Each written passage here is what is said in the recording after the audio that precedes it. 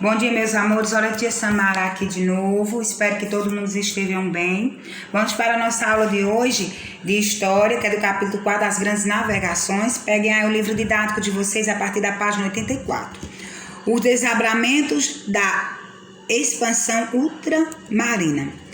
A expansão marítima e comercial é um grande marco na história da humanidade. Permitiu o contato entre povos de diferentes continentes e estabeleceu um intenso intercâmbio de mercadorias, conhecimentos tecnológicos, hábitos e costumes de diversas culturas. Para os europeus, a circulação de pessoas e produtos, até então restritia ao Mediterrâneo, deslocou-se para o Atlântico e o sistema comercial da Europa integrou-se à África, à Ásia e à América. Os portugueses estabeleceram contatos comerciais com quase todas as partes do mundo, por meio de feitorias ou de colonização dos territórios conquistados. As especiarias, como pimenta, canela, gengibre, adquiridos a preços baixos no Oriente, eram vendidos com grandes lucros na Europa. Os espanhóis, por sua vez, conquistaram e colonizaram regiões ricas em ouro e em prata, como o território hoje conhecido como México, Peru e Bolívia. No século XVI, a Inglaterra, França e Holanda também entraram na disputa dos territórios e pelo controle do comércio marítimo. As principais colônias da Inglaterra, por exemplo, situavam-se na América do Norte e deram origem aos Estados Unidos. Os ingleses ocuparam ainda parte do território hoje pertencente ao Canadá. Os holandeses invadiram algumas colônias portuguesas no Oriente e ocuparam durante 24 anos parte do atual Nordeste brasileiro. O milho é um cereal de origem americana, que era a base da alimentação de alguns povos americanos, à época da chegada dos europeus. Há indícios de que começou a ser cultivado por volta de 7.000 anos atrás, na região do atual México. Os franceses colonizaram parte do atual Canadá, fundaram uma colônia no norte da América do Sul, a Guiana Francesa. Instalaram-se também nas Antilhas. Em 1555, tentaram estabelecer-se na região da Baía de Guanabara, no atual estado do Rio de Janeiro, entretanto foram expulsos pelos portugueses. Vamos para a página 85. Pausar, não retirar direto? Vamos para a página 85. No Índico e no Pacífico. A exploração dos mares iniciando durante a expansão marítima não se limitou ao Atlântico. Espanhóis e portugueses e, posteriormente, marinheiros de outras nações europeias passaram a explorar os oceanos Índico e Pacífico, visando a dominação de rotas comerciais locais, especialmente aquelas nas quais era possível comprar especiarias, certo? Com isso, os portugueses estabeleceram domínios coloniais na região do Oceano Índico, como em Goa, no atual território da Índia, em Macau, na atual China. Espanhóis também estabeleceram domínios coloniais, como nas ilhas que hoje formam as Filipinas. Nos séculos seguintes, ingleses e holandeses passaram a controlar as principais rotas comerciais que percorriam esses oceanos, certo? Pausa. Impérios coloniais. As grandes navegações proporcionaram a formação de grandes impérios coloniais e a criação na Inglaterra e na Holanda de um novo tipo de organização comercial. As companhias de comércio das Índias Orientais e das Índias Ocidentais, poderosas sociedades de comércio que monopolizavam a economia mundial. Para esses estados europeus, a expansão marítima significou a acumulação de poder e riquezas. Para os povos colonizados, as conquistas ultramarinas tiveram outro sentido. Elas significavam violência, trabalho escravo, intolerância à sua cultura e religiosidade e aos seus costumes. Além disso, mesmo fazendo parte do comércio global, as regiões colonizadas não puderam se desenvolver livremente, pois só podiam produzir aquilo que era interessante para as metrópoles e dentro das condições impostas por elas, certo? Aí você diz assim: tia, o que é monopólio? situação na qual não há concorrência, pois apenas uma empresa controla o mercado de um determinado produto ou serviço. Certo? Metrópole, país que conquista outros territórios e aí estabelece colônias para explorar suas riquezas. Vamos para a página 86. Espousei. Para saber mais, mercantilismo, a doutrina que movia os governos. Entre os séculos XV e séculos XVIII, vigorou nos países europeus o conjunto de práticas conhecido como mercantilismo.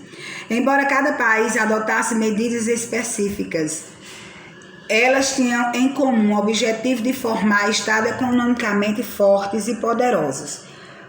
Para tanto, as leis e determinações econômicas e políticas implantadas por esses governos apoiavam-se nos seguintes princípios. Primeiro, era no protecionismo. Para incentivar o consumo dos produtos nacionais, o governo estabelecia altos impostos sobre os produtos estrangeiros. Mercantilismo. Adotava-se o princípio de que a riqueza de um país era medida pela quantidade de metais preciosos que possuía. Assim, os países europeus extraíram e se apoderaram de todo o ouro e prata que encontrasse nas colônias. Balanço comercial favorável.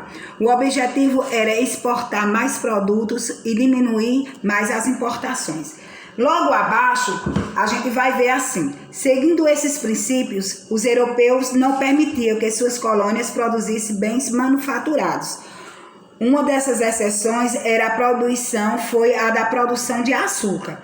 Assim, as colônias não podiam produzir tecido, roupas, utensílios e ferro, nem outros bens. Também era proibidos a compra de produtos de outros países.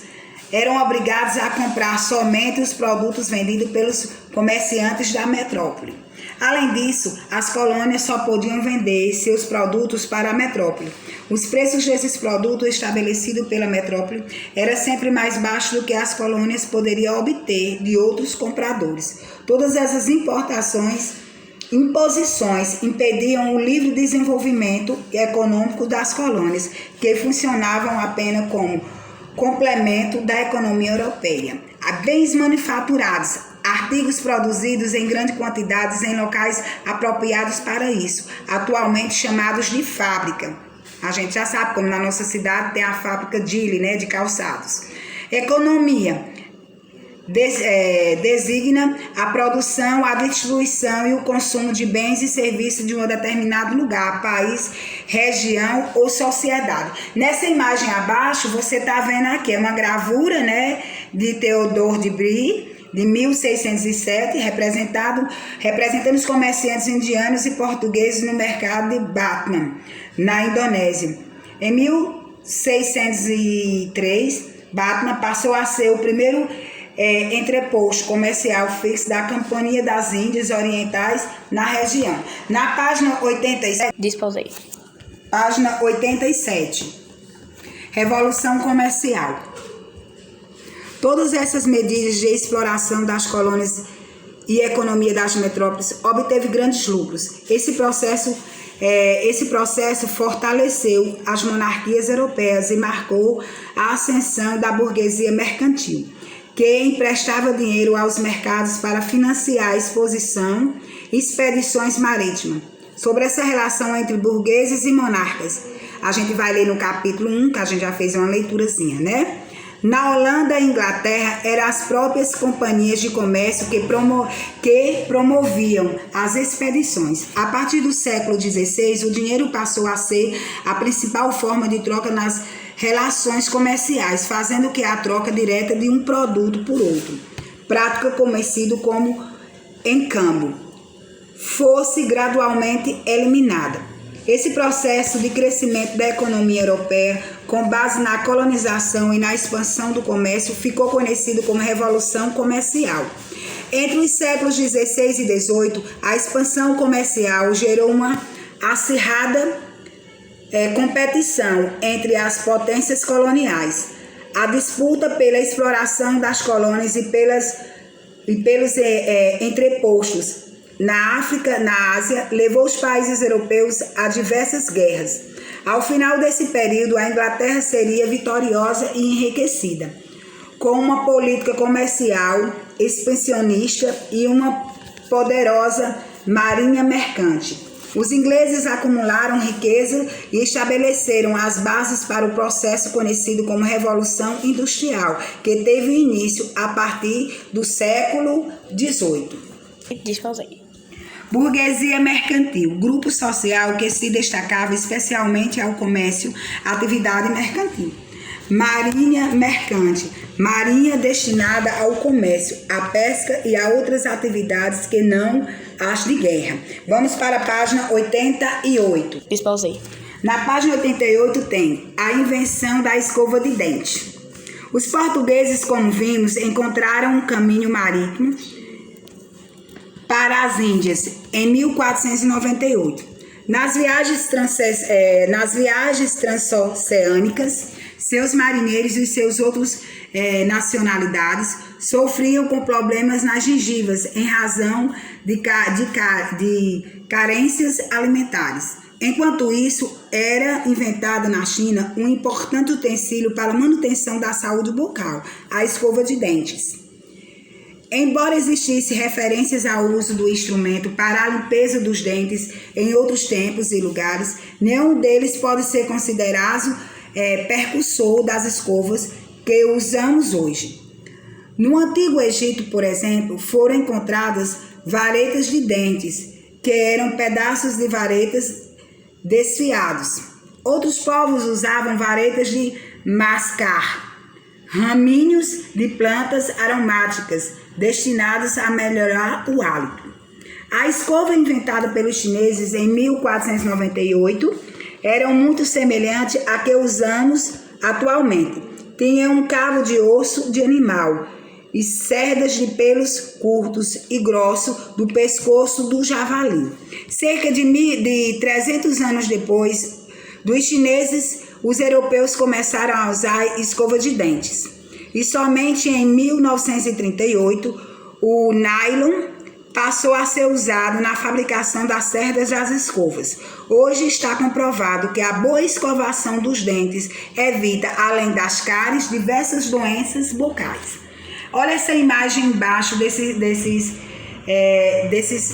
objetos. Escova de dentes, raspador de língua e caixa de pó para higiene dental, fabricados na Inglaterra no século XVIII. O uso da escova de dentes na Inglaterra se difundiu na segunda metade do século XVIII. Esse hábito de higiene foi incluído aos costumes ingleses em razão das trocas culturais desses com os chineses. Bom, gente, hoje peço a vocês que façam mais uma leitura desse capítulo, da página 84 a 88, para melhor absorção do conteúdo.